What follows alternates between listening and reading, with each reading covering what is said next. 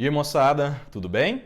Hoje no Cine Marxista nós vamos falar sobre Taxi Driver, um filme que fala de forma muito aprofundada sobre alienação, individualização dos indivíduos na grande cidade, atomização da vida e como essa questão do acesso às armas, a falta do tratamento psicológico, né? E como nós somos desconectados até mesmo dos nossos colegas e amigos, fazem uma combinação que acaba em violência, que acaba em mais ainda alienação. Então vamos lá falar sobre Taxi Driver. Taxi Driver começa com o protagonista Travis Bickle se identificando, quando ele vai lá se inscrever para o seu trabalho como motorista de táxi, ele se identifica como um veterano de guerra, como alguém que lutou no Vietnã. A gente nunca tem uma confirmação disso durante o filme. Nas cenas que ele está treinando, mais pra frente, a gente até vê uma cicatriz, só que as duas únicas confirmações que nós temos durante o filme é a insônia que ele tem, que mais também pode ser outros problemas psicológicos de outro tipo de trauma, e essa cicatriz. Então, por mais que seja a identidade que ele se venda, a gente tem poucas confirmações nesse sentido. E ele começa pegando esse emprego como motorista de táxi. A pessoa que atende ele fala, olha, a gente tem muita dificuldade, tem motoristas que não querem trabalhar em certos setores, que não querem pegar determinado tipo de passageiro. E o Travis fala, olha, eu quero trabalhar, é para eu poder dormir, eu tô com insônia muito pesada. E então eu trabalho em qualquer lugar, a qualquer hora. E ele está chegando a trabalhar de 12 a 14 horas por dia, logo no começo, quando ele pega esse trabalho. Desde o começo do filme, nas primeiras cenas, nos primeiros minutos, a visão que o Travis tem da sociedade, que ele tem da cidade é muito clara. É um lugar um lugar imundo, cheio de gente imunda e que um dia tem que vir alguém para limpar esse lugar. É a forma com a qual ele reage a essa violência, a essa sujeira. O filme Taxi Driver foi filmado em Nova York durante a greve dos garis que ocorreu lá em 74. E essa mesma greve que a gente vê lá no Coringa, que foi o último filme que eu falei por aqui, que também foi muito inspirado no Taxi Driver, como a gente vai ver. E é muito engraçada a forma com a qual o Scorsese vai capturando o Travis, né, dirigindo pelas ruas e interagindo muito mais testemunhando do que interagindo com essas pessoas que ele considera inferior, porque basicamente todas as cenas elas são um pouco turvas, né? Ou seja, a mesma forma, a mesma visão que o Travis tem, né? Ele tem uma visão distorcida daquela realidade exatamente por ele ser uma pessoa alienada dentro do capitalismo, que tem um emprego, né, totalmente alienante, que o coloca nessa situação. É óbvio que ele faz piorar essa exposição a essa realidade quando ele opta por dirigir em qualquer lugar a qualquer hora, só que vem essa mistura, né? Ou seja, o fato dele ter um trauma, dele ter uma doença mental, que tem a ver com a sociedade com a qual vivemos, faz com que ele enxergue que a única saída é se expor ainda mais a essa imundície, ainda mais a essa criminalidade, a qual causa tanta aversão a ele. Só que essa visão purista que o Travis tem, na verdade, ela não tem nada a ver com a vida real dele, né? Ou seja, ele fala da sujeira, ele fala dos criminosos, só que na verdade, quando a gente vê o apartamento dele, tá sempre imundo, tá sempre cheio de resto de lixo, de comida, ele toma pílulas, né? Ou seja, ele fala dos drogados, mas ele toma pílulas. E como a gente vai ver durante o filme, ele não tem vergonha nenhuma de lidar com pessoas que vendem armas, que vendem drogas, com cafetões, etc. Conforme a gente vai se desenrolando na história, a gente vê que além do Travis ser uma pessoa muito solitária, solidão é um dos temas principais do filme, pois não apenas ele fica aí 12, 14 horas trabalhando num táxi, onde, querendo ou não, ele está sozinho, que não é garantido que ele vai ter interações com os passageiros. Uma das poucas interações que a gente vê do Travis tentando ter amigos, ter algum tipo de conexão, são com os outros motoristas de táxi. E aí são duas cenas que se complementam. Na primeira, ele tá ali, né, vendo aquela coisa, falando mal das ruas e tudo, e são dois colegas brancos e um colega negro. O Travis é sim um personagem racista, tirando uma cantada que ele dá no atendente de cinema pornô que é negra, toda vez que ele vê homens negros, seja esse colega de táxi, seja os cafetões que ele vê nessa mesma cena, e seja meninos de rua, pessoas de rua, a feição dele, né, de isso vai dar ruim, eu tenho que me defender, é muito específica, é muito clara. Uma coisa muito interessante das interações com o Travis nessa cena, a primeira cena com os amigos, é que ele sempre está fora de quadro, né? Ele nunca está junto com eles, ele está ali ao lado, ele está separado, ele está a uma distância para mostrar fisicamente essa distância e principalmente que o conteúdo que está sendo dito naquelas conversas, os papos que estão sendo ditos ali são, como diz, de pessoas que também são alienadas, que estão no mesmo trabalho dele, né? Então o cara fica falando ali, inventando que fez sexo com a passageira, né? Falando essas coisas, ou seja, eles estão ali falando umas bobeiras que eles até sabem que é falso, mas aí quando eles chamam o Travis para a roda para ele interagir, que ele fala, não, eu vi no rádio que o motorista foi atacado por um cara de faca e tal. Ou seja, ele opta, mesmo quando ele tem as poucas oportunidades de interagir, de criar vínculos com as pessoas, ele opta de manter focado e consumindo essa imprensa, né, dos crimes e tudo, que é uma coisa que a gente pode traçar um paralelo na nossa vida aqui no Brasil hoje em dia, com esses programas, né? De tratar da violência o tempo todo, que serve para vangloriar a polícia, vangloriar o Estado, né? E diminuir as pessoas que cometem crimes. E na segunda cena, né, conforme a gente vai desenvolvendo aí todas as contradições do Travis, é o Travis buscando ajuda, né? Ele chama ali o Wizard, né, o mago, o mais sábio, que é o cara mais velho, para uma conversa, fala, cara, eu tô passando por umas coisas na minha cabeça, né? Eu tô achando que eu tenho que tomar alguma atitude. E aí é a fala mais anticapitalista, né? A fala que deixa mais clara a alienação de todo mundo que está ali envolvido naquele trabalho, de todos os trabalhadores em geral. Porque basicamente ele fala, olha, um homem tem um emprego e o homem vai virar aquele emprego, né? Ou seja, o raciocínio da pessoa fica fechado só naquela realidade. E aí ele conclui falando, olha, tanto que, por exemplo, eu estou aqui faz 17 anos, por que eu não tenho o meu próprio táxi?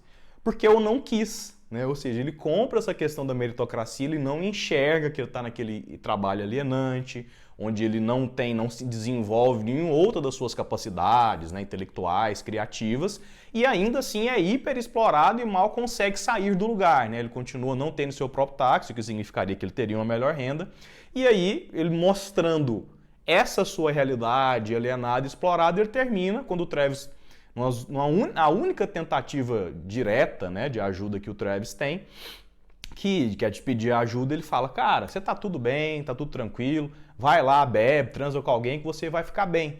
Ou seja, toda essa atomização da vida, né? Essa busca eterna da individualidade, que você vai se dar bem por conta própria, que você tem que ser seu próprio herói, né? Essa coisa bem capitalista, bem meritocrática, tá aí muito constante, né? Fica muito bom nessa fala. E agora que eu falei, né, dessa constituição da vida do Travis, essa solidão, seja ele em casa, seja ele no carro, e essa distância que ele tem dos amigos, a história começa a se desenrolar quando o Travis vai buscar conexões. Então, a primeira vez que a gente vê a personagem Betsy, ela é uma mulher loira, linda, né, de branco, de olhos verdes, ela se destaca no meio daquela cidade suja, movimentada, que é que tanto causa mal ao Travis. E aí a reação dele, que outra coisa muito interessante do Travis é que a personalidade dele, ela é muito vazia por essa constituição totalmente alienada, né, dele.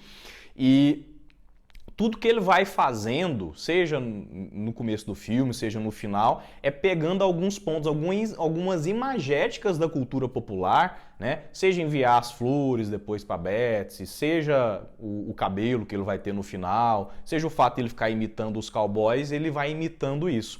E a forma que ele imita inicialmente para se aproximar da Betsy é sendo o stalker mesmo, ele senta ali na frente do comitê que ela trabalha, fica encarando. E quando ele quando o colega dela pede para ele sair, ele sai correndo, enfim. E aí, conforme ele vai entrando nessa imundície, vai ficando cada vez mais nauseado com tudo isso, ele decide que não, tá na hora. Ele entra lá no comitê da Betsy e ele tem uma conversa com ela, onde sim, ela mostra interesse com ele, mas mostra que ele é uma pessoa totalmente capaz de lidar e interagir com alguém e como diz, obter o que ele quer, que naquele momento é tomar um café com ela. Só que quando ele está naquele café, a Betsy faz o resumo perfeito do Travis Bickle, que referencia uma música que fala de uma contradição ambulante, né? Ou seja, que ele é parcialmente real, parcialmente uma ficção. Ou seja, ele é um trabalhador, só que é um trabalhador alienado, e por ser alienado ele cria ali condições, cria ali formas de escape, cria formas de imaginação para fazer a sua vida ter sentido. Nessa cena do café, onde dá certo essa interação com a Betsy, eles estão ali, tem uma tensão sexual clara na cena, ele consegue um convite para levar ela para um cinema.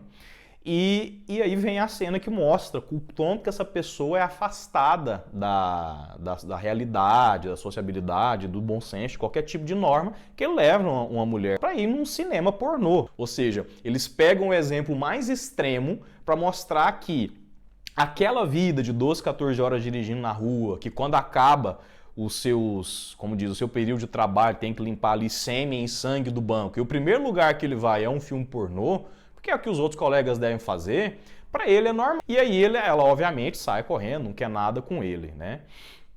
E aí tem essa tomada aqui, que eu vou colocar a foto, que é uma das mais significativas do filme, que é ele tentando ligar para Betsy, ela, né, obviamente se desvencilhando dele, que aí o take ele corta, sai do Travis e fica focando na rua, né, nas pessoas passando, ou seja, falando que aquilo que ele quer, que ele gostaria de ter, aquele relacionamento, não vai dar certo, e o que ele pertence, né, onde é o lugar dele, ou pelo menos onde ele vai parar é nas ruas. Essa interação com a Betsy, ela marca muito o Travis, porque como eu disse, a personalidade dele é muito vazia. Então ele começa a compor a sua personalidade com as coisas que tem a ver com a Betsy. Então ele vai e coloca pôster, né, do Palantine, do candidato presidencial para qual a Betsy está voluntariando dentro da sua casa. Ele coloca a plaquinha que ele faz piada lá, de tem que ficar organizado, não sei o quê. E quando ele encontra o Palantine no carro depois, é uma cena que eu gosto muito também, ele fala, né, ele tá ali, você que é o Palantine, tá? Eu falo para todo mundo votar em você. O que pode ser verdade, porque como eu disse, ele está constituindo a sua identidade ao redor das características das outras pessoas, mas também pode ser ele totalmente mentindo, né? E mostrando esse lado que sim, ele consegue interagir socialmente com as pessoas quando tem um interesse muito direto ligado, como foi na sua cena primeira com a Betsy. E quando ele fala da sua visão de mundo, que tem que vir alguém para limpar essa imundícia e tudo, mostra, na verdade, a única cena que mostra um defeito desse político, né, do Palantine, porque ele normaliza essa posição extrema, ignorante, né, assassina, criminosa, que é uma coisa que a gente vê muito na política hoje em dia, né? Quando você tem um Donald Trump normalizando o supremacismo branco e você tem Jair Bolsonaro normalizando tudo que é de ruim na sociedade brasileira, que é machismo, homofobia, destruição do bioma, hiperexploração, empreendedorismo, esse tipo de coisa. Quando você tem uma pessoa, um taxista, que fala ali um absurdo, né? Tem que limpar porque tem que acabar com todo mundo e não sei o quê. E o político, ao invés de tomar uma postura, de ter uma conversa com esse cara e mostrar algo real, o cara fala, não, pois é, eu te entendo, mas a gente vai ter que tomar umas posturas radicais para conseguir fazer isso, né? Ou seja, esse populismo, essa demagogia desse político, do Palantine, acaba normalizando e confirmando para o Travis que aquela visão dele tem sentido. Olha só, o cara que pode ter chance de virar presidente da República me deu atenção e falou que o que eu disse tem sentido. E aí a gente começa a ver a transição do Travis, né? Do primeira parte do filme para a segunda parte do filme, ou seja, ele deixa de tentar uma saída dessa vida, né? De arrumar alguém, de ter uma conexão próxima, né? Ou seja, foi a tentativa com a Betsy, não a tentativa de um relacionamento, de uma namorada. Foi uma tentativa com o Wizard, que eu falei, né? De um amigo para poder falar que tá sentindo e tudo, e a tentativa até da figura de autoridade, do político, né? Que poderia ser um momento de falar, não, cara, não é assim, olha só, né? O motivo da gente estar vendo isso são motivos econômicos, sociais, etc. Ou seja, todas as três tentativas de ajuda que o Travis busca falham, né? E aí Da mesma forma que no filme do Coringa eu falei que a ideologia, conforme ele vai perdendo partes da sua personalidade que mantinham ele são, ele vai trocando essas partes por coisas mais violentas, o mesmo acontece aqui no Travis, né? Ele, uma cena muito forte, que é a cena do próprio Martin Scorsese grava, ela traz o Travis pegando um cliente qualquer, o cara manda parar o carro, um cara muito violento, muito ríspido, falando, ó, tá vendo aquela janela ali? Aquela sombra ali é minha mulher, ela tá transando com um negro, eu vou matar ela. Eu vou estourar a cara dela, vou estourar, né, a vagina dela e vai ser com a Magnum 44. Já ouviu falar da Magnum 44?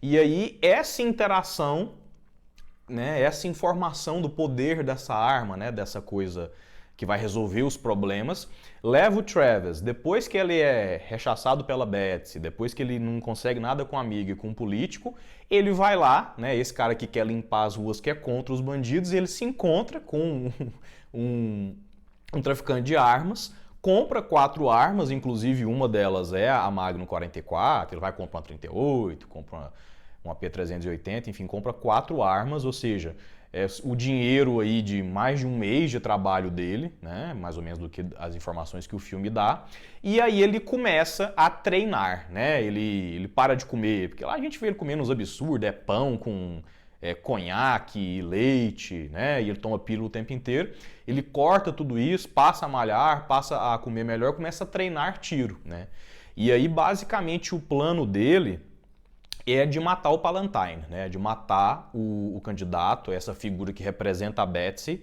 mas também pode representar, tem uma cena que o Palantine fala, quando que o Travis vê na TV, que ele fala, não, eu falei aqui que o meu logo, o meu lema, né? O bordão da minha campanha é que nós somos o povo, mas eu sinto que isso é uma verdade mesmo, as pessoas estão comigo, a gente vai conseguir construir um movimento.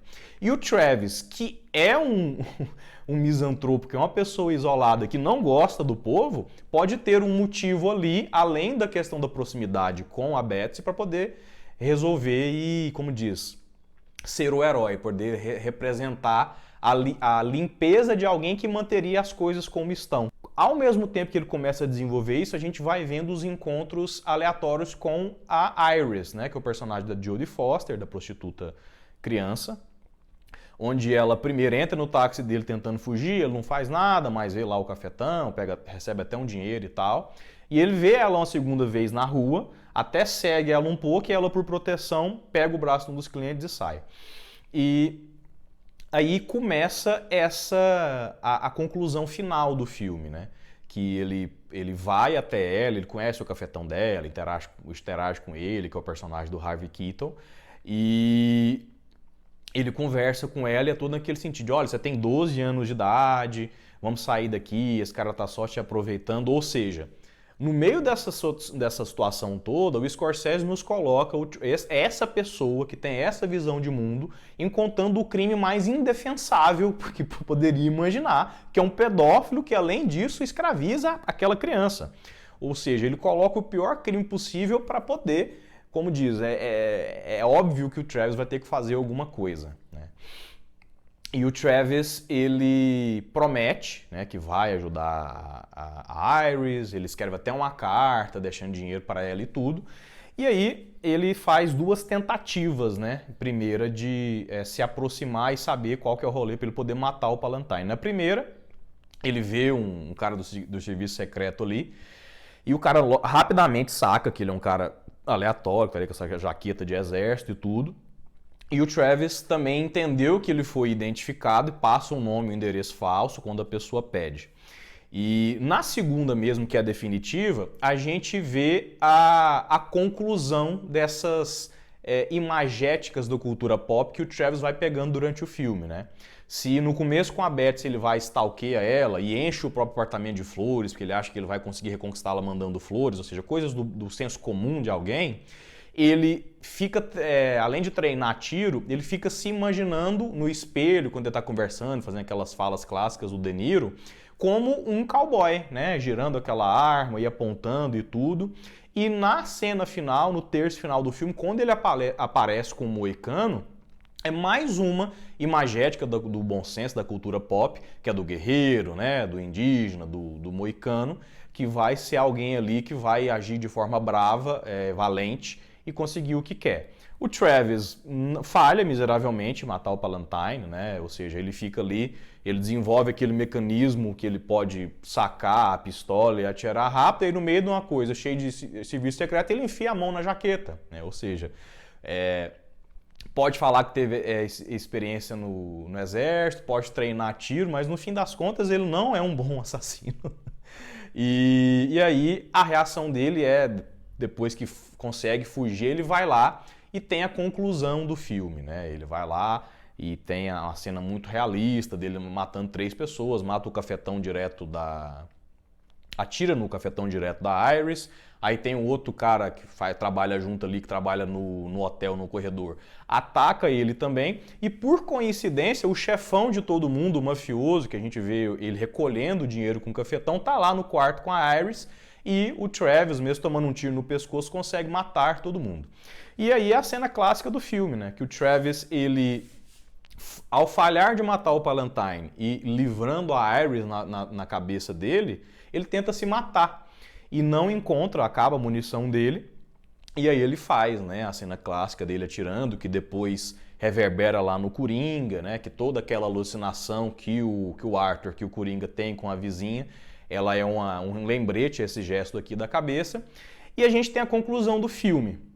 E o filme, toda obra de arte, na minha opinião, como nós vamos interpretá-la depende da gente mesmo. Então quem interpreta que quando ele faz este gesto e a gente vê aquela tomada por cima, mostrando a morte, e no final, no fim das contas, ele virou um herói e tudo, é muito perfeito e normal de se considerar que aquilo é uma alucinação, né? Que ele, nos seus momentos finais ele imagina que ele foi um herói, né? Reconhecido e tudo, e que ainda no final ele tem direito de esnobar a Betsy, né? Que o esnobou, depois que ele fica famoso. É uma forma de enxergar isso. Só que, como diz, na verdade, porque essa interpretação é obviamente válida, mas posteriormente o Scorsese, o roteirista, até o De Niro confirmaram que aquele é o final mesmo, ele ganha a fama mesmo. E isso também é uma crítica capitalista, né? Que se um filme critica tanta alienação e a forma como o pobre de direita enxerga essa questão da criminalidade e tudo, da mesma forma a imprensa cria essa espetacularização, né? Ou seja, é um dos trabalhadores, mais um daquele tão misturado, né? Que para a grande imprensa, que para a elite não tem diferença nenhuma entre o Travis, um taxista, né? Um cafetão, as prostitutas, etc. Um daqueles indesejáveis mata outros dos 3 indesejáveis mais perigosos ainda, e por isso ele, né? Recebe fama, sai em jornal e ali recebe uma cartinha dos pais da Iris e tudo. Só que esse final realista, né, que faz essa crítica de como qualquer pessoa vira, né, reconhecido e tem seu valor como o vigilante, ela mostra que, embora no final a gente veja pela primeira vez o Travis no mesmo quadro com seus amigos taxistas, ou seja, que ele está ali, que passou, né, essa necessidade que ele tinha de reagir à violência que ele enxerga, quando ele rejeita a Betsy no final, a gente vê aquele olho psicopata dele, né, de aquele corte rápido, aquela coisa meio sem orientação no final. Ou seja, o ciclo vai se repetir, o cara que é doente mental, um cara que é alienado, ele vai atacar novamente. E essa é a mensagem do filme, né, que não tem a ver com... a violência não é inata ao Travis, ele tentou...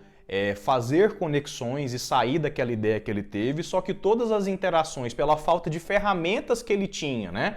E eu falo aqui no caso de buscar uma namorada, a desconexão dele com o mundo impediu ele de criar um relacionamento. Quando ele interage com um político que poderia, né, conversar com ele, tentar mudar essa opinião dele, ela é confirmada pelo demagogo do Palantine, e quando ele procura os amigos para poder, né, esvaziar e dizer o que está sentindo e poder se localizar, o cara fala, cara, eu sou um ignorante que estou aqui, é isso aí mesmo, vai transar com alguém, vai beber. Ou seja, mostra que ele buscou alternativas e quando ele vai atrás da arma, né, quando ele se veste daquela forma, quando ele coloca o moicano, é ele pegando outros elementos de violência, outros elementos que existem nessa sociedade tão podre, para poder agir da forma que ele consegue, na sua mente perturbada, pensar. E, além disso, ele é vangloriado e elogiado por isso, porque, obviamente, alguém da grande imprensa vai, como diz, lucrar por falar dessa figura. Então, para quem gostou, por favor, compartilha, deixa aqui seu comentário, né? Manda para alguém que possa gostar também. Aí assina o canal, né? Clica no sininho, todas essas coisas de YouTube, eu agradeço muito. Eu fico por aqui, uma boa semana para todos.